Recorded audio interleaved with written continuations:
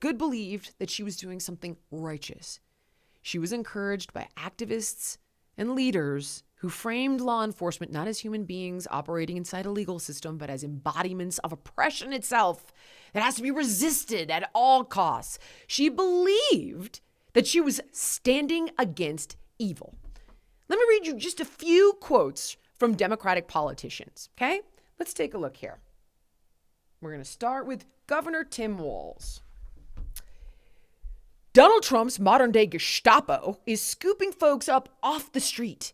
They're in unmarked vans wearing masks being shipped off to foreign torture dungeons. No chance to mount a defense. Not even a chance to kiss loved ones goodbye. Just grabbed up by masked agents and shoved into those vans and disappeared. Stephen Lynch, Democrat.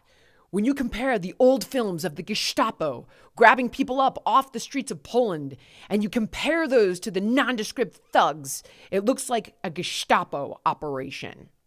John Larson, Democrat, referred to ICE as the SS and the Gestapo in relation to arresting individuals. Robin Kelly, Democrat, smeared ICE as the Gestapo and a betrayal of Americans. Dan Goldman, Democrat, compared ICE to the secret police.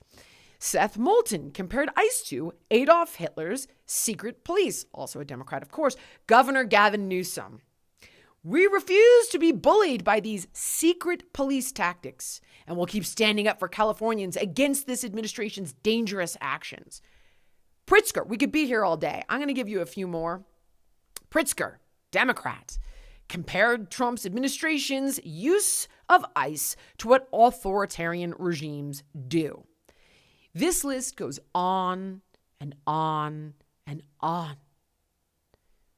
Democratic congressmen, Democratic senators, Democratic governors, Democratic mayors, Democratic police chiefs telling ICE that if they do their job, she's going to arrest them.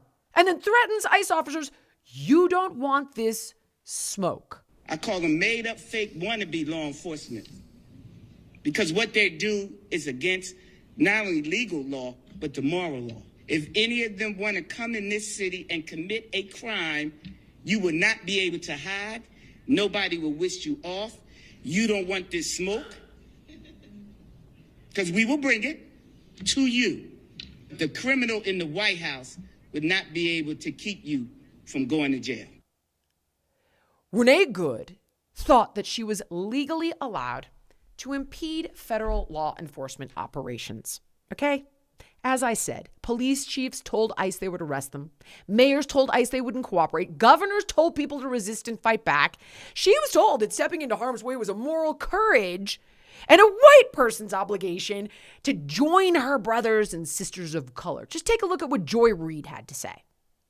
This woman was part of a group of people who they trained to try to be ICE interrupters. Mm-hmm. And what they try to do is observe what ICE is doing, film them, and try to use their white privilege, to be honest. They're mainly white people. Which is what we ask. Which is what we ask them to do, right? Yeah. Because black people, we can't put our bodies on the line because cops will shoot us. And so the presumption had been, particularly a white woman, because remember, part of the rationale for doing this with ICE is to save white women, pristine white women, from being ravaged by, criminal brown men.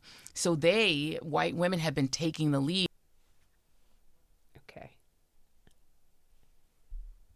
They did shoot her, Joy, which kind of puts a hole in your racist law enforcement position. But nevertheless, she was told that history would vindicate her.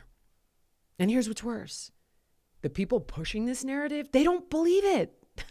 They know better.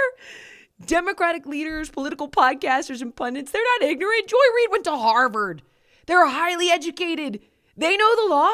They know Officer Ross was enforcing federal law enacted by Congress. They know that resisting federal law enforcement, spitting on officers, hurling objects at them or their vehicles, verbally assaulting them, blocking them in, it's illegal. They know it is exceptionally dangerous. They know if you oppose a law enforcement officer, you will get hurt. The remedy, if you oppose a law, is to change that law through legislation, not to attack the people tasked with enforcing it. It's the rhetoric for clicks and the propaganda for power that turns a 37-year-old mom into a soldier of a moral war. And this is the evil bullshit that gets a 37-year-old mom killed. All right, guys, if you like this clip and you want to watch the full episode, click here. And if you want more content like this, you can subscribe to the show by clicking here.